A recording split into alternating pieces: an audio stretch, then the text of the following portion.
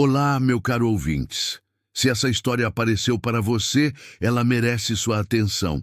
Então já se inscreva no canal para me dar uma força e comente de qual cidade você está assistindo. Naquela madrugada, eu podia ter seguido viagem. Eu estava com as mãos firmes no volante, os olhos ardendo de cansaço e o coração fechado como porta de igreja depois da missa. O asfalto da Gol cortava o escuro em linha reta, e a única coisa viva naquela imensidão era o farol da minha caminhonete, abrindo um túnel de luz em meio ao nada. Eu vinha de um plantão extra na cidade vizinha. Desde que Elias morreu 1 ano atrás, eu pegava tudo que era serviço. Era a minha forma de não pensar. Trabalho é o tipo de barulho que abafa a memória. E eu precisava de barulho, porque o silêncio da casa me lembrava dele em cada canto. O copo que ele deixava em cima da pia, o chapéu pendurado atrás da porta, a risada fácil quando eu reclamava de alguma coisa.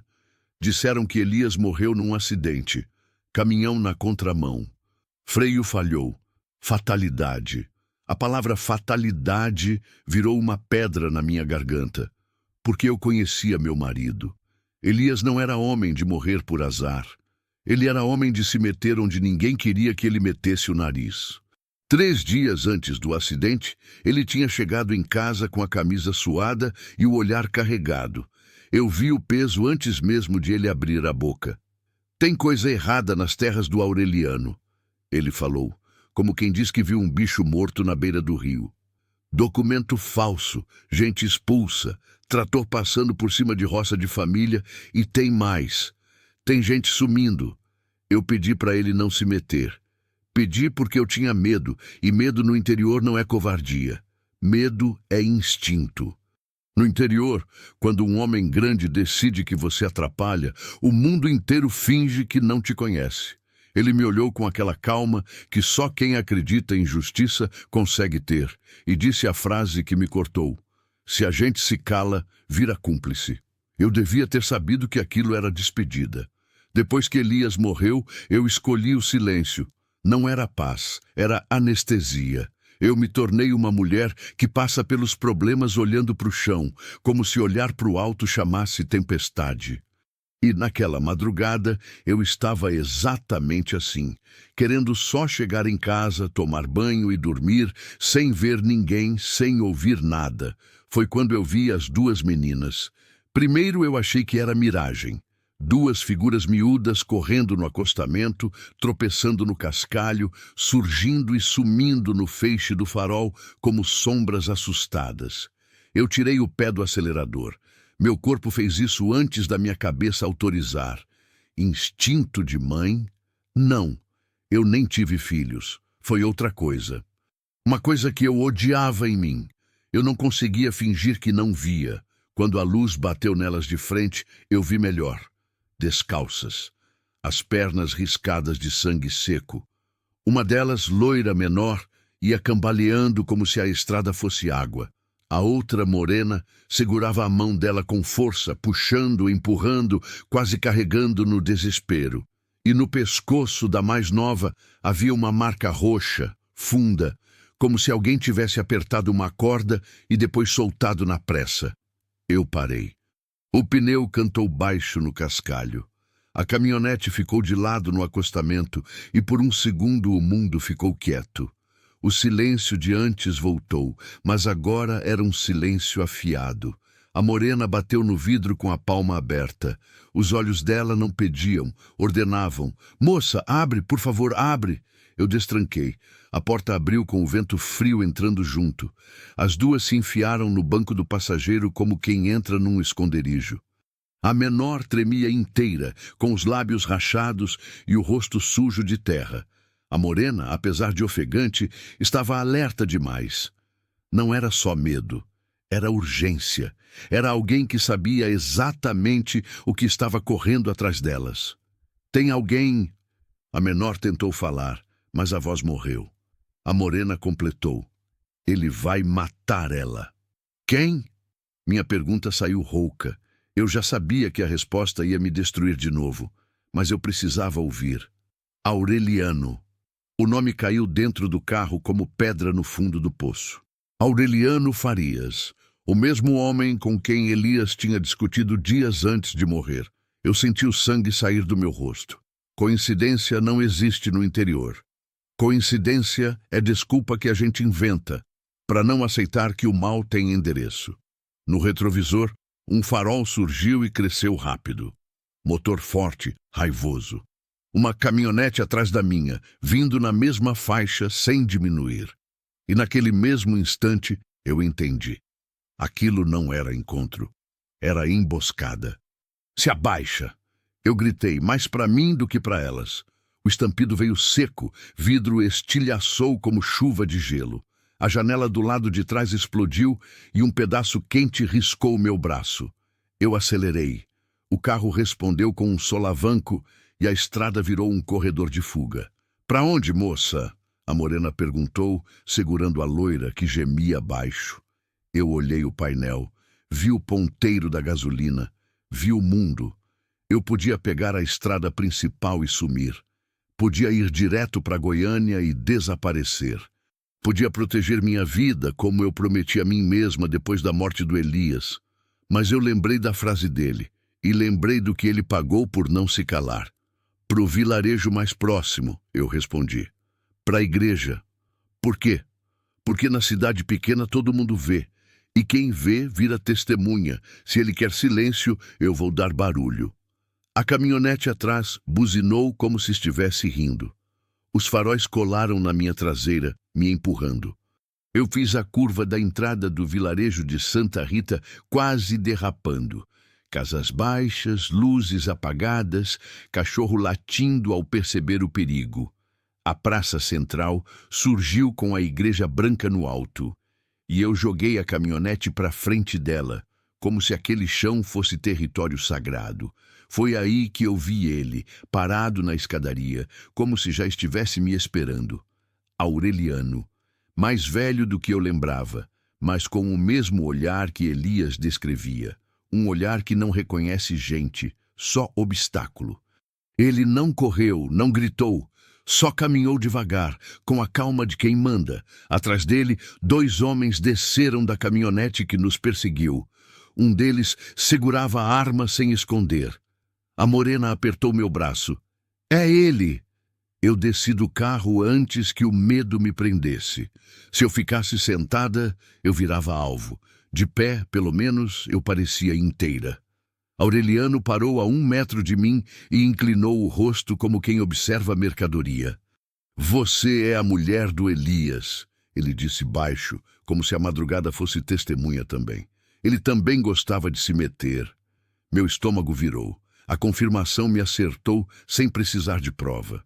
Ele sabia. Ele sempre soube. E naquela hora eu tive vontade de avançar nele com as unhas, mas uma parte de mim, a parte que sobrevivera ao luto, gritou para eu ser inteligente. "O que você fez com ele?" eu perguntei. Aureliano sorriu sem humor. "Seu marido morreu porque não entendia como o mundo funciona." Aquilo não era resposta, era confissão disfarçada de lição. Atrás de mim, as portas da igreja se abriram com rangido. Um padre velho apareceu assustado, segurando uma lanterna. Mais 2 pessoas surgiram nas janelas das casas. A praça começou a acordar do sono. E eu senti, pela primeira vez em 1 ano, que eu não estava sozinha.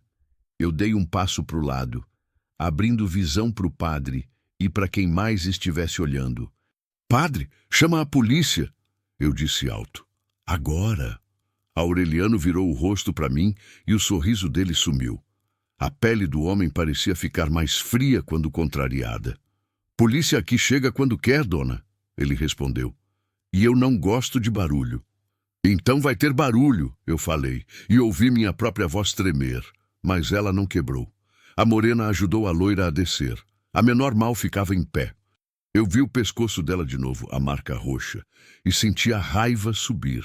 Uma raiva que eu tinha guardado junto com a aliança do Elias numa gaveta que eu não abria. Aureliano olhou para as meninas como quem reconhece problema. E aí ele falou algo que me gelou mais que o tiro. "Essa aí", ele apontou para a loira, "é minha." Eu senti o mundo apertar, porque eu entendi que não era só perseguição por medo. Era posse. Era gente comprada, vendida, calada. Eu não sabia ainda o tamanho do inferno. Só sabia que eu tinha parado na estrada e que a estrada tinha me devolvido para o lugar exato que matou meu marido. E naquela madrugada, quando o sino da igreja tocou sozinho com o vento, eu entendi. O silêncio que eu escolhi não ia me salvar. Ia me enterrar. O padre hesitou, olhando para a arma, e eu vi que ele queria fingir que nada estava acontecendo. Era assim que Aureliano mandava. Não precisava gritar, bastava existir. Eu puxei as meninas pela mão e subi os degraus, empurrando a porta pesada da igreja. O cheiro de vela velha e madeira úmida me atingiu. Fecha, eu ordenei, e o padre ajudou. Júlia encostou as costas na porta, como se o próprio corpo fosse tranca. Luía caiu de joelhos no corredor central entre os bancos. Quando levantei o queixo dela, vi marcas nos pulsos, fita rasgada, pele ferida, sinal de amarração. Qual o nome de vocês? Eu sou Júlia, ela é Luía. Por favor, não deixa ele levar. Do lado de fora, a voz de Aureliano atravessou a madeira. Eu espero até amanhecer, e quando amanhecer, eu entro, com fogo, se precisar. Eu senti a aliança no bolso e pensei em Elias no caminhão e no sorriso do Aureliano. Eu tinha parado para salvar 2 meninas, mas o inferno tinha estacionado na minha frente de novo. Lá fora, passos começaram a se juntar na praça, cochichos, portas abrindo, gente espiando por frestas. Era pouco, mas era alguma coisa. Se eu conseguisse manter aquilo vivo até o dia clarear, Aureliano não teria só sombras para esconder, nem só eu para esmagar aqui. Capítulo 2. A verdade atrás da porta. A igreja parecia menor por dentro quando a ameaça ficou do lado de fora. O barulho do mundo se transformou num eco distante e o que sobrava era o som da respiração das meninas, o ranger de um banco e a minha própria pulsação, batendo nos ouvidos como martelo. O padre se chamava Padre Anselmo. Mãos finas, unhas roídas, um homem acostumado a consolar dor, não a encarar arma. Ele tentou pegar o telefone, mas a mão tremia tanto que derrubou a lanterna no chão. Eu apanhei e iluminei o rosto dele. Padre, tem sinal aqui? Às vezes, perto da janela do sacristia, ele apontou. Mas essa hora, eu corri até o canto, ergui o celular, procurei uma barrinha, 2, qualquer coisa. Nada. Só o ícone sem serviço zombando de mim. Santa Rita ficava num buraco de mundo, e Aureliano sabia escolher buraco como quem escolhe esconderijo. Voltei para perto das meninas. Luía estava sentada no chão, encostada num banco, os olhos meio virados, febre começando a nascer por baixo da pele. Júlia mantinha a cabeça erguida, mas eu via a idade real dela no tremor do queixo. Devia ter uns 15, talvez 16. Adolescente, mas com um olhar de quem já envelheceu na marra. Júlia, eu falei, baixinho, me conta, do começo, sem pular nada. Ela respirou fundo, como se puxasse coragem de um lugar que já estava vazio. Meu pai, ele trabalhava de arrendatário numa terra perto do Rio do Sono. Não era nossa, mas era onde a gente vivia. Um dia chegaram homens com papel, dizendo que a terra tinha dono antigo, que estava tudo registrado. Meu pai falou que era mentira, que ele tinha contrato, que pagava tudo certinho. E aí? E aí começou. Primeiro foi ameaça, depois veio o Aureliano. Ele não grita, ele fala baixo. E é pior, ele disse que meu pai devia dinheiro, que tinha prejuízo porque meu pai estava atrapalhando, e meu pai viu uma coisa. Júlia parou e eu vi que as palavras eram faca. Luía fez um gemido curto e eu toquei a testa dela. Quente demais. Eu procurei na bolsa uma garrafa de água e um analgésico velho. Dei um gole nela. Ela engoliu com dificuldade. O que ele viu? Eu insisti. Trabalho escravo. Júlia cuspiu a frase como se fosse sujeira. Homens trancados num galpão, dormindo no chão, com ferida nas costas. Gente de fora, sem documento. Tinham uns que nem falavam direito português. Meu pai foi levar comida numa fazenda isolada e viu eles descarregando o caminhão, tudo vigiado. E viu também um homem, morto, coberto com lona. O ar da igreja ficou pesado. Eu senti o estômago revirar, mas não era surpresa. Elias tinha dito, gente sumindo. Só que eu tinha escolhido fingir que ele exagerava para eu conseguir dormir. Ele tentou denunciar? Eu perguntei. Tentou. Júlia assentiu. Foi na delegacia de outro município. O policial falou para ele voltar para casa e esquecer. Depois disso, meu pai começou a beber. Não dormia. Se assustava com o carro passando. Até que um dia, Aureliano apareceu de novo e disse que a dívida tinha crescido, que meu pai ia pagar de um jeito ou de outro. Eu olhei para Luía. Pequena demais, magra demais, com o pescoço marcado. Um gosto amargo subiu na minha boca. Ele ofereceu ela, Júlia disse, e a voz dela falhou-te para pagar. Falou que era só por um tempo, que ela ia trabalhar na casa. Eu gritei, eu bati nele, mas ele estava quebrado. A bebida levou meu pai embora antes do Aureliano levar a gente. Padre Anselmo fez um som de dor na garganta. Eu senti raiva do padre também, por existir num lugar onde a igreja vê tudo e mesmo assim sempre diz, Deus sabe. Deus sabe, mas o diabo é organizado. E por que vocês fugiram hoje? Eu perguntei. Porque Luía viu. Júlia apontou com o queixo para a irmã. Eles levaram a gente para uma casa perto da estrada. Era para eu entregar ela de madrugada. Mas Luía acordou e viu pela fresta do quintal. Caminhões chegando, homens machucados descendo, alguns arrastados. Ela viu arma, viu um galpão fechado e viu eles queimando papel num tambor. Ela correu para me chamar. E quando eu fui olhar, um dos homens me viu. Eu acho que era o capataz. Ele avisou o Aureliano. Então a emboscada, eu completei na cabeça. Era para pegar ela e calar nós duas, Júlia confirmou. Se a gente some, ninguém pergunta. Mas se a gente fala, ele perde tudo. Eu fiquei de pé. As pernas tremiam, mas era outra tremedeira de decisão. Eu encostei a mão na porta da igreja, sentindo a madeira fria e a vida do lado de fora. Aureliano prometera fogo. Eu acreditava. Era assim que homem grande apaga rastro, queima. Padre, tem algum lugar seguro? Eu perguntei. Seguro? Ele riu nervoso, um riso que parecia choro. Aqui, nada é seguro quando ele quer. Eu pensei rápido. Se eu ficasse ali, ele cercava.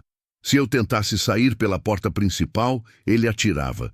Se eu corresse para minha caminhonete, ele me derrubava na praça e virava espetáculo. Eu precisava de alguém do vilarejo.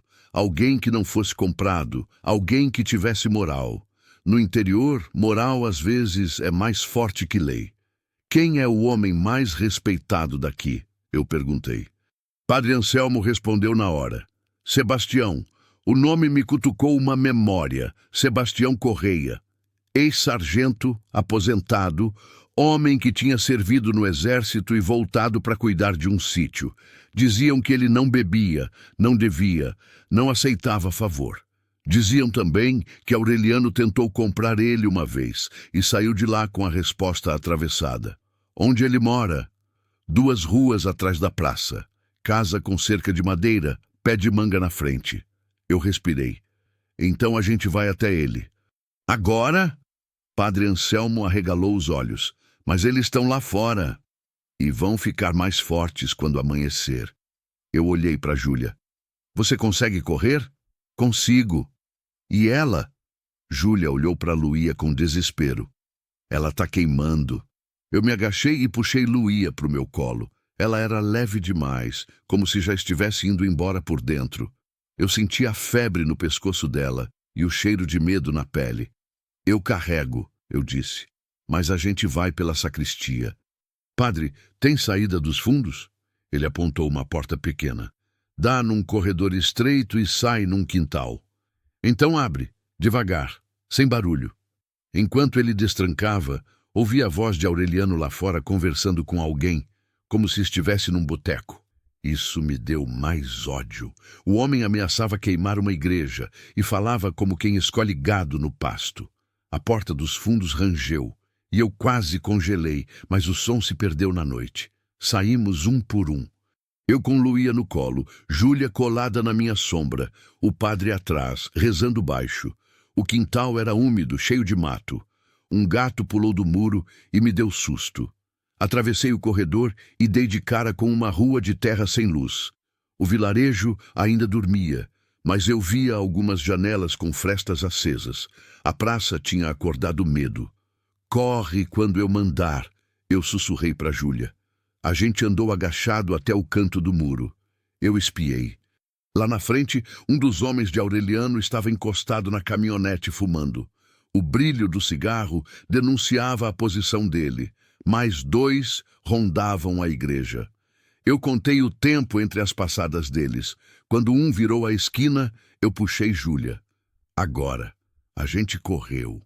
Luía pesava mais pelo desespero do que pelo corpo, e meus braços queimaram. O vento cortava o rosto. A terra solta quase me fez cair. Atrás ouvi um assobio e um grito. Ei! Os passos vieram. Eu não olhei para trás. No interior, olhar para trás é convite para virar pedra. Eu só enxergava a casa com o pé de manga e a cerca de madeira. Bati no portão com o ombro. Seu Sebastião, abre, pelo amor de Deus! Um cachorro latiu furioso. Luz acendeu. Uma voz grossa saiu lá de dentro. Quem é? Meu nome é Marta. Eu preciso de ajuda. Agora! A porta se abriu de supetão. Um homem alto apareceu, cabelo grisalho, olhar atento. Ele viu Luía no meu colo. Viu Júlia atrás de mim. Viu os homens correndo na rua. E sem fazer pergunta, ergueu uma espingarda velha e gritou. Aqui não, seus covardes! Os perseguidores frearam. Um deles levantou a arma, mas Sebastião já estava na mira. O silêncio ficou pesado de novo, só que agora tinha alguém de pé, enfrentando. Sebastião me puxou para dentro. Entra, fecha. Quando o portão bateu, eu senti as pernas falharem. Eu tinha escapado do fogo da igreja por um triz, mas eu sabia. Aureliano não ia aceitar a humilhação. E eu ainda nem tinha aberto a gaveta mais funda do que Elias deixou para trás. Sebastião levou a gente para a cozinha, acendeu a luz e apontou uma cadeira. Senta, falou curto como soldado. Pegou o pano limpo e começou a examinar Luía com cuidado. Tem febre. E essa marca? Ele tocou de leve o pescoço. A mandíbula travou. Quem fez? Júlia não respondeu. Só chorou quieto. Sebastião tirou o termômetro, dipirona e gaze. Enquanto ele cuidava, eu vi em cima da mesa um rádio grande, desses de AM. Esse rádio pega a polícia? Eu perguntei.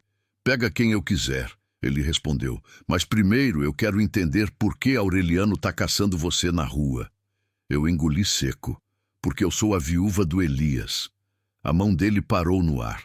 Ele me encarou e eu vi reconhecimento. Elias da oficina? Ele perguntou. Eu assenti. Sebastião respirou fundo. Ele veio aqui uma vez, antes de morrer. Me mostrou anotações. Disse que se acontecesse algo, era para eu não deixar o assunto morrer. Meu peito gelou. Você sabia.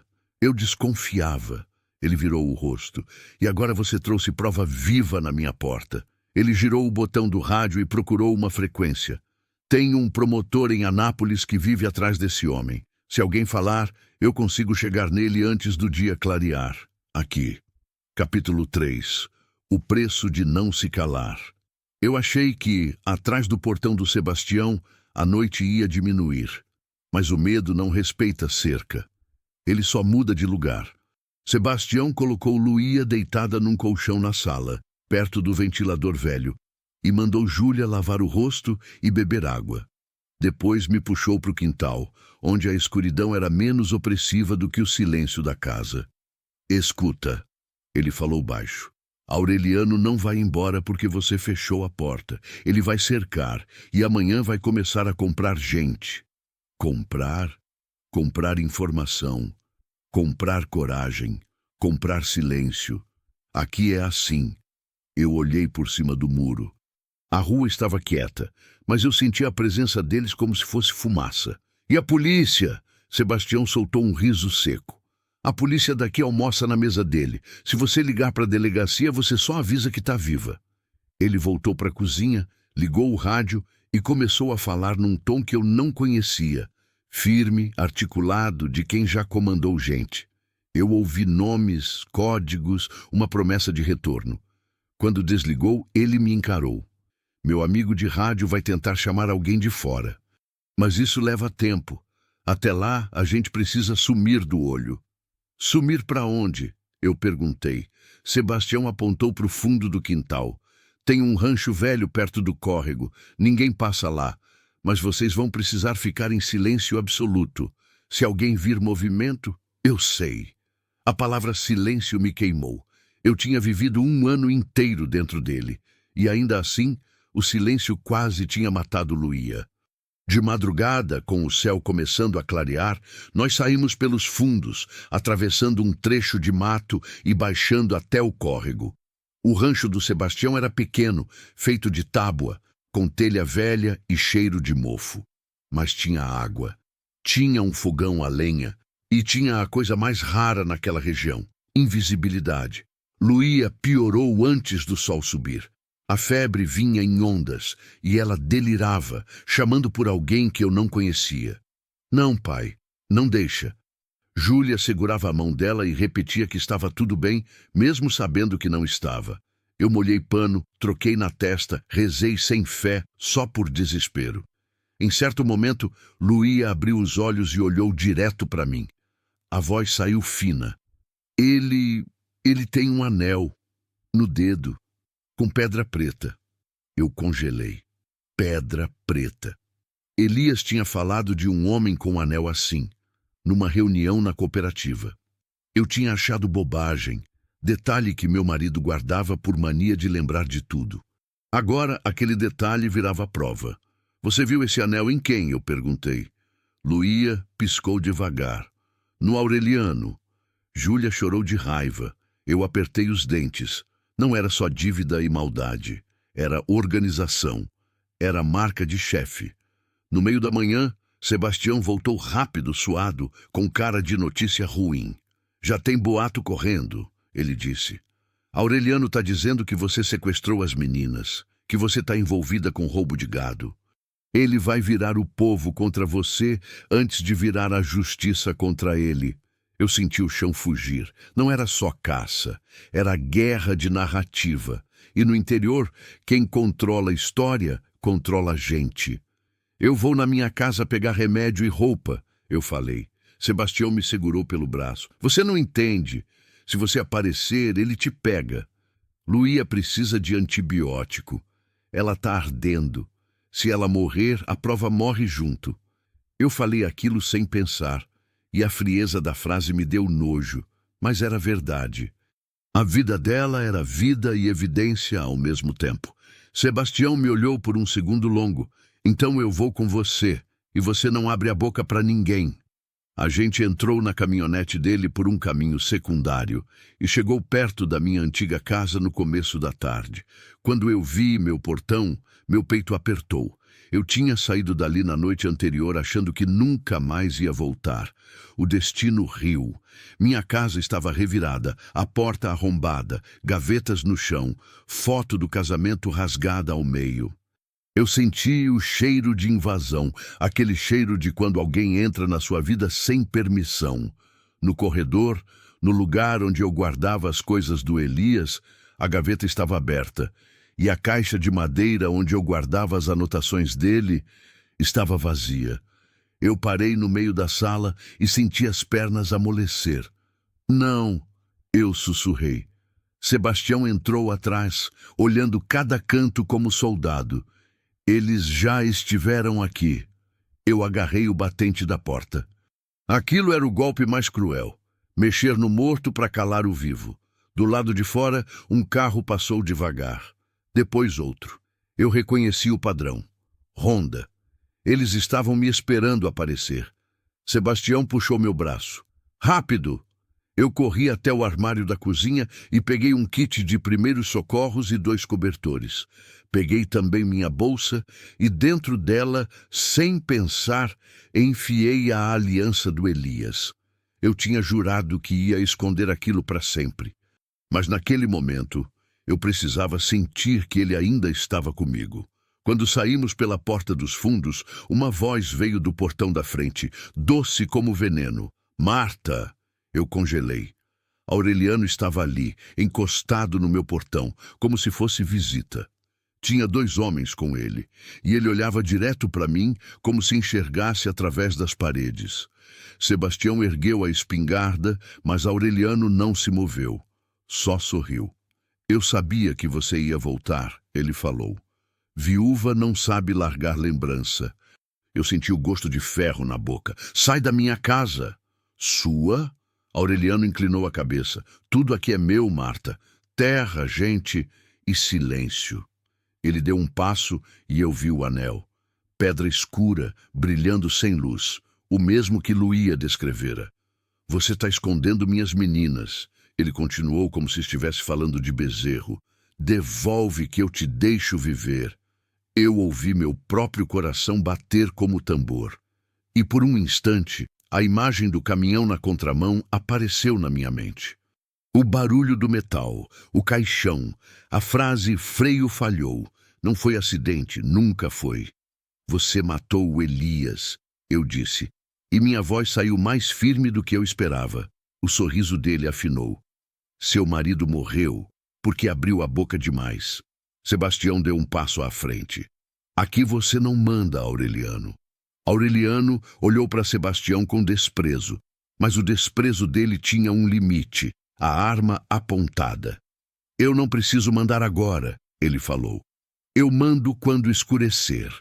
E quando eu mandar, ninguém vai ver. Ele se aproximou um pouco e eu senti o cheiro de perfume caro misturado com terra, um cheiro que me deu vontade de vomitar. Você tem escolha, ele sussurrou. Some com essas meninas e eu te caço até o fim da sua vida. Ou me entrega e volta a ser só uma viúva triste. Triste, mas viva. Eu quis dizer que eu já estava morta por dentro há 1 ano, mas eu calei. Porque eu percebi que era isso que ele queria. Me reduzir a nada de novo. Sebastião me puxou pelo braço e me empurrou para trás do muro. Vai, ele ordenou. Aureliano levantou a mão e um dos homens fez menção de atirar. Sebastião disparou primeiro. O tiro estourou o silêncio da rua. O homem recuou. Aureliano não correu. Só se virou devagar, como quem faz promessa. Eu volto, ele disse, olhando para mim uma última vez. E dessa vez eu não erro. A gente fugiu pelos fundos. Quando o carro de Sebastião arrancou, eu senti o mundo se fechar de novo. Só que agora eu tinha certeza. Não adiantava esconder. Não adiantava sumir. Eu tinha entrado numa guerra que Elias começou sozinho. E eu estava finalmente do lado certo. De volta ao rancho, Júlia correu para a irmã. Eu dei o remédio para Luía e fiquei ali, esperando um sinal de melhora. Quando a febre cedeu um pouco, ela abriu os olhos, mais lúcida. Luía, você lembra do que viu? Do galpão? Ela engoliu em seco. Eu vi um caderno num armário aberto. Tinha nomes e números. E um mapa rabiscado. Meu pai olhou rápido e disse para eu nunca falar. Você sabe onde era? Sebastião perguntou. Luía apontou como se a memória fosse bússola. Depois da porteira com 2 araras pintadas. Uma estrada de areia entra no mato. E tem uma placa torta escrito proibido entrar. Sebastião fechou a cara. Eu sei esse lugar. Júlia explodiu num sussurro. Então por que ninguém fez nada? Porque quem fala some, ele respondeu. E porque coragem sem apoio vira suicídio. Eu tirei a aliança do bolso. Passei o dedo no nome Elias gravado e a tristeza virou raiva. Meu marido deixou anotações, eu falei. Se a caixa sumiu da minha casa, é porque tinha coisa que compromete o Aureliano. Sebastião assentiu. Tem um promotor que tenta pegar ele há anos, Dr. Henrique, só que ele sempre esbarra na mesma parede. Falta testemunha e falta papel. Você consegue falar com ele? consigo marcar um encontro, mas você vai ter que ir, com as meninas, e vai ter que contar tudo. Eu respirei fundo. Ir significava sair do esconderijo e virar alvo com nome e sobrenome. Significava parar de fingir que o que matou Elias tinha acabado no caixão. Eu guardei a aliança no bolso, como quem guarda a decisão. Então a gente vai, eu disse. E se ele me caçar, vai ter que me caçar na frente da justiça. Naquela noite ninguém dormiu. Eu ouvi moto passando devagar na estrada. Ouvi cachorro respondendo longe. Ouvi alguém assobiando 2 vezes. Sinal combinado de quem procura. Sebastião apagou o lampião e ficou na fresta da janela vigiando. Ele está oferecendo dinheiro, ele murmurou. Para quem disser onde vocês estão. E tem sempre um vizinho precisando. Júlia apertou minha mão. Se ele achar a gente, ele não vai achar. Eu falei mais para me convencer. Sebastião decidiu. A gente sai antes do sol. Pega o atalho pro asfalto e segue direto pro encontro com o promotor. Se alguém perguntar, eu digo que estou doente e viajando. Mentira, sim. Mas mentira para proteger vida, não para vender. Pela primeira vez, hoje. Capítulo 4. Missão, não livramento. A madrugada seguinte nasceu com cara de poeira. O céu ainda estava cinza quando Sebastião ligou a caminhonete e mandou Júlia se abaixar no banco de trás com Luía. Eu fui no passageiro, segurando a bolsa no colo, como se ela carregasse tudo o que eu tinha restado. A estrada de terra parecia mais longa do que na noite anterior. A cada farol distante, eu achava que era Aureliano. A cada moto eu prendia a respiração. Sebastião dirigia sem pressa, mas sem hesitar. Ele conhecia aquele território como quem conhece campo minado. Quando chegamos no asfalto, ele pegou o caminho contrário ao que Aureliano esperaria. Fez uma volta grande e só então entrou na rodovia principal. Quem caça, caça previsível, ele disse. A gente vai ser o imprevisto. O encontro com o promotor não era em gabinete. Era num posto de gasolina na beira da estrada, desses com restaurantes simples e caminhoneiro tomando café. Lugar público, muita gente, muita câmera, proteção de quem não confia em escolta. O promotor se chamava Henrique Tavares, homem de uns 40 e poucos, barba por fazer, camisa social sem gravata. Parecia cansado, mas o olhar era de quem não desiste fácil. Ele nos recebeu numa mesa no fundo, perto da parede, de onde dava para ver a entrada. Sebastião me ligou pelo rádio, ele disse baixinho. Eu preciso que vocês entendam uma coisa. Se isso for só boato, eu não posso agir. Mas se tiver testemunha e detalhe, eu abro o procedimento hoje. Júlia começou a falar primeiro. A voz dela tremia, mas ela foi colocando palavra atrás de palavra como tijolo. Contou do pai, da dívida, do galpão, da porteira com araras pintadas, das ameaças. Luía, ainda fraca, confirmou com a cabeça e mostrou as marcas no pescoço e nos pulsos. O promotor olhou aquilo e a expressão dele mudou de profissional para humana. Raiva contida. E você? Ele perguntou para mim. Eu senti o peso do último ano cair no meu colo. Eu sou Marta, viúva do Elias. Ele brigou com Aureliano dias antes de morrer. Disseram que foi acidente, mas ontem, na praça, Aureliano falou na minha cara que meu marido morreu porque abriu a boca demais. E ele invadiu minha casa e levou as anotações do Elias. Henrique apoiou os cotovelos na mesa. Seu marido chegou a registrar alguma coisa? Foto, mensagem, nome? Eu abri minha bolsa e tirei um envelope amassado que eu guardava por teimosia. Era um monte de papéis antigos, cópias que eu tinha esquecido num fundo de gaveta que não estavam na caixa roubada. Elias tinha mania de duplicar coisas. Na época eu chamava de paranoia. Agora era salvação. Tinha anotação de placa de caminhão. Tinha lista de nomes que ele ouvia na cooperativa. Tinha foto de longe de uma porteira com desenho de araras, borrada, mas reconhecível. E tinha um áudio antigo no meu celular. Elias falando comigo num dia em que eu reclamei da insistência dele. Se eu sumir, procura o Sebastião, ele disse na gravação, meio rindo. Ele sabe. Eu tremia ao ouvir a própria voz do meu marido. Era como ressuscitar dor em público. Mas eu empurrei o celular para o promotor. Tá aqui. Henrique ouviu com a cara fechando a cada segundo. Quando terminou, ele soltou o ar devagar. Isso é sério. Eu sei, eu respondi. Ele puxou um caderno e começou a anotar. Eu já tinha investigação preliminar por suspeita de trabalho escravo e grilagem. Sempre faltou o elo. Localização precisa e testemunha direta. Vocês me deram os dois. Sebastião perguntou, e agora? Agora eu faço pedido de medida cautelar e operação com apoio de equipe estadual, mas eu preciso de tempo para montar, e tempo é o que o Aureliano vai tentar tirar de vocês. Eu senti o estômago gelar. Ele vai vir, Henrique assentiu. Ele já deve saber que as meninas fugiram, e se ele descobrir que vocês falaram comigo, ele vai tentar desmoralizar, ameaçar, inventar crime. Ele já começou, Sebastião disse. Sequestro, roubo de gado. Henrique pegou o celular e fez uma ligação curta em tom objetivo. Depois olhou para nós. Eu vou pedir proteção. Não é programa oficial imediato, mas eu consigo alojamento temporário com apoio de uma ONG parceira em Goiânia. Hoje. Júlia apertou a mão da irmã.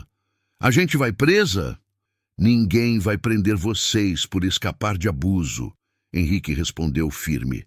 Mas eu preciso que vocês estejam vivas até eu bater na porteira dessas araras. Eu ouvi a frase e senti um peso sair do peito, só um pouco. Era a primeira vez em 1 ano que alguém do estado falava como se a gente valesse alguma coisa. A viagem até Goiânia foi longa e silenciosa. Luía dormia e acordava com febre baixa. Júlia olhava pela janela como se toda árvore fosse ameaça. Eu só conseguia pensar na minha casa revirada, na caixa vazia, no anel de pedra preta, no sorriso de Aureliano prometendo voltar quando escurecesse. Em Goiânia, uma assistente social nos recebeu num prédio simples. Não era luxo, era segurança. Portão, câmera, gente que sabia o que fazer. Eu me sentei num sofá e senti a exaustão bater de uma vez. Chorei sem som, como quem espreme o que sobrou de dentro. Nos dias seguintes, o promotor ligou 2 vezes. Na primeira, disse que tinha conseguido a ordem. Na segunda, disse, vai acontecer amanhã. Na manhã da operação, eu não estava lá. Eu estava numa sala pequena, com uma psicóloga falando com Júlia e um médico examinando Luía. Mas eu acompanhava pelo celular do Sebastião as notícias que chegavam em mensagens curtas, como tiros. Entraram. Acharam galpão. Tem gente presa. Tem documento queimado, mas pegamos resto. Tem arma. Tem caderno. Quando a mensagem Aureliano preso chegou, eu não comemorei. Eu só fiquei parada, porque eu sabia que prisão não devolve morto. Prisão não apaga a noite. Prisão só muda o tipo de silêncio. Dias depois, Henrique veio pessoalmente nos ver. Ele colocou uma pasta na mesa e abriu na nossa frente. Fotos do galpão, lista de nomes, imagens de trabalhadores sendo retirados, magros, assustados. E no meio, uma foto de um anel apreendido, pedra preta, igual ao que eu tinha visto. Ele vai responder por tráfico de pessoas, trabalho análogo à escravidão, organização criminosa, posse ilegal de arma e homicídio, o promotor disse. Inclusive o do Elias, se a perícia e as testemunhas fecharem. Vai demorar, mas agora tem caminho. Eu senti as pernas fraquejarem. Era como se o mundo finalmente admitisse que meu marido não tinha morrido por azar. Ele tinha morrido por escolher não ser cúmplice. 6 meses depois, eu voltei para minha terra só para resolver o que eu precisava resolver. Vendi o que restava da propriedade, fechei a casa. Doeu, mas doeu como cura, ardendo, porém limpando. Júlia e Luía ficaram em Goiânia. Entraram na escola, fizeram terapia, aprenderam a rir sem pedir desculpa. Sebastião virou amigo de verdade, desses que não aparece só na tragédia. E eu abri uma associação pequena para mulheres da região com o apoio da ONG. Nada grandioso. Um lugar para orientação, para denúncia, para abrigo, para escuta. Um lugar para barulho. A aliança do Elias eu não guardei mais na gaveta. Eu deixei em cima da mesa, ao lado de um caderno novo. Não como luto, como lembrança do que custa se calar e do que custa falar. Eu achava que aquela madrugada era sobre salvar 2 meninas. Mas não era só isso. Era sobre parar de fugir. Era sobre encarar o homem que eu temia e, junto dele, encarar a covardia que eu vinha chamando de prudência. No interior, a gente aprende cedo que o silêncio protege o opressor. E eu aprendi tarde que, às vezes, Deus não manda livramento, manda missão. Eu parei na estrada naquela noite. E quando eu parei, eu finalmente voltei a viver. Só que o inferno não terminou com a viagem. Na semana seguinte, meu telefone começou a tocar de números desconhecidos. Quando eu atendia, ninguém falava, só respirava. Uma noite, veio uma mensagem. Viúva, você não aprende. Mas no outro dia, a notícia chegou primeiro na rádio do interior e depois nas redes. Eu era a amante do promotor, eu era cúmplice de tráfico, eu sequestrei 2 meninas de família. Aureliano não precisava provar, ele só precisava espalhar. E no interior, mentira corre mais rápido que ambulância. Eu perdi meu emprego de uma semana para outra. A patroa disse que era melhor evitar confusão. Eu entendi o recado. Medo se veste de educação. Sebastião me lembrou. Ele ainda tem gente. Foi aí que eu percebi. Eu não podia depender só de proteção. Eu precisava construir rede. Eu comecei a ligar para quem eu nunca tinha coragem de incomodar. Vizinha antiga, prima distante, dona de mercado, professor da escola. Gente que sabia de coisas e que, com Aureliano preso, começou a falar baixinho o que sempre soube. Henrique me orientou a registrar tudo. Print, áudio, data, hora. Cada ameaça virava papel. Cada boato virava prova de obstrução. O jogo tinha mudado. Pela primeira vez, o medo não estava sozinho do lado de lá. Quando o caso virou operação, apareceram mais vítimas. Homens levados por promessa de serviço. Mulheres que perderam marido na estrada. Uma delas me mostrou a foto de um caminhão antigo e a placa bateu com a anotação do Elias. Eu senti o chão falhar, mas também senti confirmação. Meses depois, no primeiro depoimento formal, eu sentei numa sala branca e contei de novo a madrugada, o tiro no vidro, a frase "abriu a boca demais". Eu tremi, sim, mas eu não calei. E quando eu saí, Júlia estava do lado de fora, segurando a mão da irmã e me abraçou como família. Aureliano tentou me olhar nos olhos numa audiência. Eu não baixei os meus. Não por coragem bonita, mas por necessidade. Eu não queria mais viver olhando para o chão. Quando o juiz manteve a prisão preventiva, eu voltei para casa com o peito doendo e, ainda assim, leve. Não era final feliz. Era só um começo possível. Foi